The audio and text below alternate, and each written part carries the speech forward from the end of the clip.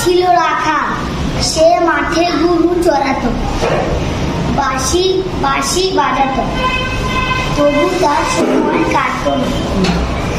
একদিন সে মজা করলো, গাছের আড়ালে লুকালো, তারপর বলল, ভাগ এসেছে, ভাগ এসেছে।